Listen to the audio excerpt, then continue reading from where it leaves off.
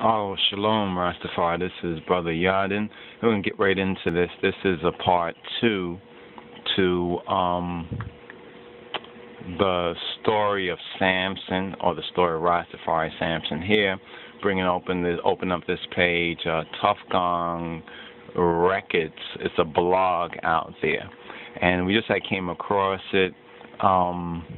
Some of you might have seen it already, thought we saw it, but this is why you need to, subscribe to Rastafari Groundation, put up a little article or, write an article about these. One doesn't have to condemn, right? Don't even have to criticize, just present the facts. But if it's necessary to be critical in this spiritual warfare, in this info warfare, then it's very necessary. I saw this right here, and this is, let me bring up on the page right here. Here we go. This is this particular page right here, and caught it due to the link picture, right? And this page purports to be Bunny Wailer, right? Bunny Wailer of the Bob Marley and the Wailers, abandoned and a band done. Rita Anderson Jarrett could never be a Marley. And it goes through many different facts and factors regarding a real so-called palace intrigue. Here is Rita with Lord or Baal, Lord Christopher Blackwell. Remember the Baals, the Lords of London, Baal, Baalim, what that means right there. And the connection now, we were originally seeking to do the article touching on the fact that Bob Marley, let's bring this up right here. Bob Marley, this is one of the pictures right here that we initially saw. Let's bring this up. The conspiracy to eliminate the Wailers' friends and family. Now, you already know, if you've been subscribing to this channel and checked out the videos, that sometimes we'll post up a Bob Marley, a little bit of music to a video, or even Buffalo Soldier, which was honoring those Judahites, Afro-American, Rastafari, even before it was fully recognized because of the trumpet that came out of Jamaica as Rastafari. And right here we have Robert Marley, we have Miss Booker, Peter Tosh. Down here we have known and convicted conspirators, right? So this is not our first-hand information, but it backs up our own investigation that something went terribly, terribly wrong. It's one thing having external enemies. It's the next thing having internal enemies. And these internal enemies, if they're not known, they can seem like eternal enemies, right? The survivor and defender, the Honorable Neville O. Livingston, OJ, CD, a.k.a. Bunny Wailer, Tough Gong Records, and you need to check out this particular blog for yourself. In fact, we're posting some of the articles at Rastafari Groundation, and we really need our brothers and sisters to look over the information and to basically tackle it from the various different perspectives that the Holy Spirit opens up your eye and guides you, right, and guides you to, right? This is not, like it says, we are not here to fight against flesh and blood, but against principalities and powers and the rulers of darkness, spiritual wickedness in here's this high and low places, but according to the scripture, in high places. See, this is why Bob wept when we talked about Burhana Selassie. This is why Bob wept, right? Bob wept because we had half of the story, but we didn't have the full story. This we want to touch on Revelation. I think this is the last album by Lee Scratch Perry, right? And Lee Scratch Perry also figures within the big picture, right, in the big picture of what we're speaking about right here. Now, the video that we just posted up on Rastafari Sabbatical, where we say the true story of Rastafari Samson, right, and we basically asked the question, is Bob Marley was Bob Marley, Benjamite. We identify the Jamaica and the Caribbean as the tribe of Benjamin. You know where the Psalm says, and there is little Benjamin with her ruler, right? With her ruler. And we're speaking about the ruler of Jah, right? This is from Stephen Marley's Revelation, connects with the Torah portion that we are currently in the 47th Torah portion. And here we go right here.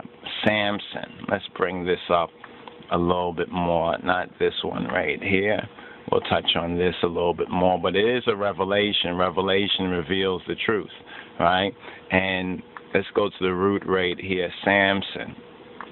Right? Samson. It's from the Big Youth. The Big Youth album cover right here was the most appropriate Samson picture right here. So we have Samson. Was Bob Marley, right? Can we say that Bob Marley was a type of Samson? Now, who was Samson? This is the question we have to ask. Who was Samson? Samson was a Benjamite of the tribe of Benjamin. He was one of the judges of Israel. What does that mean? What does it mean to be a judge? See, the first thing when you start to think of, they're taking the words of the positive and attributes it to the negative. So if you hear judge, you're going to think of these Balaam clowns with their curly locks wigs on coming out of old Hangland, or so-called England, place where ones like Lord Christopher Blackwell, Baal. Remember, Baal equals Lord. You can look that up, that the Baal. Remember, Israel, right, the black people, right, speaking of the black Israelites, whom we are, though all of us are not Israelites, as will become clear.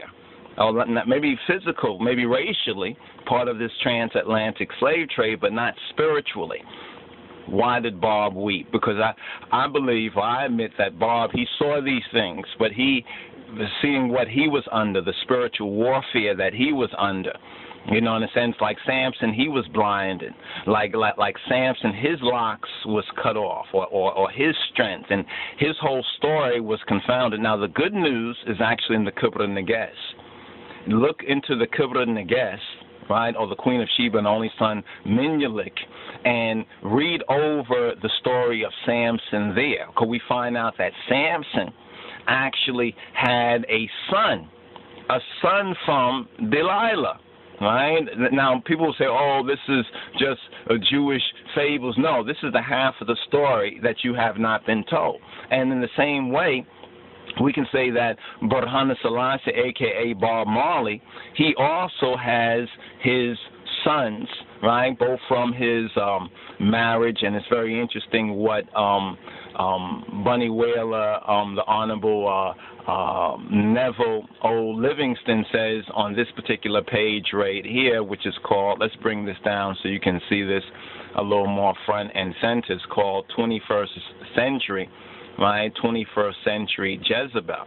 Now, we've been blaming the so-called Europeans and the music industry, the Germans, and so-called Baal Blackwell, a black well. It's a well to throw the lost sheeple right into. And we can see that the whole reggae music and what reggae music, the King's music, represented, and even to kill it before it grows, the Rastafari culture over the past 40 years has been literally thrown in a well. Now, the judges were there.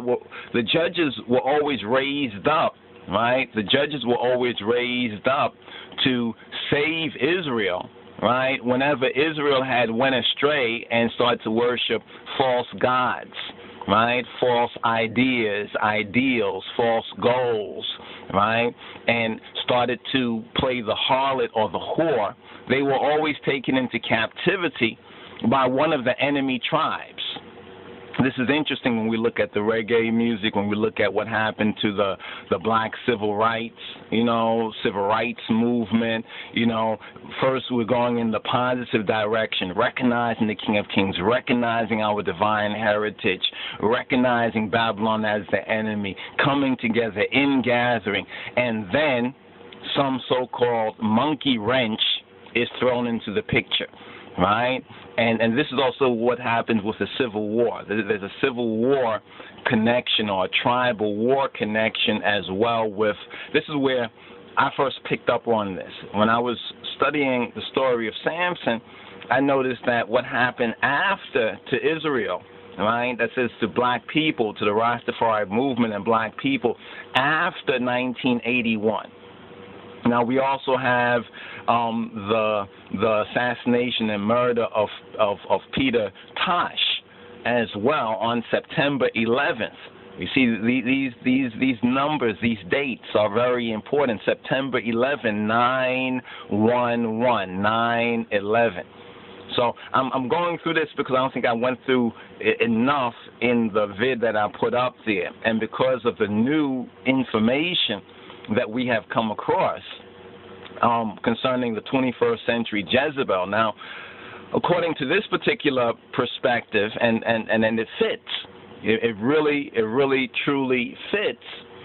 Rita, according to the information that's being put forward by the Honorable Neville O. Livingston, a.k.a. Bunny Wailer, it seems as though Rita fits this archetypal Jezebel, right, even in its New Testament sense, where it says that because you suffer, right, because you suffer that woman Jezebel, which calleth herself a prophetess. People say, well, does she call herself a prophetess? Well, to be a true Rastafari woman, the Rastafari mind is like a prophet, right, in the New Testament sense, then the true Rastafari woman or the Rastafari woman is also a prophetess. You see, many young girls and boys seeking the light of His Imperial Majesty are being distracted from the way and are worshiping Baal, Baalim, the Lords of London, and that conspiracy right there against the King of Kings and Christ. So there's a couple of things that we need to understand well about this, right? That the Philistines, first of all, the Philistines, right, were the number one enemy of Israel. They were the number one enemy of Israel. Now, Philistines are said to mean wallowing in the dust. Now, from the scriptures, who wallows in the dust? Who crawls on their belly?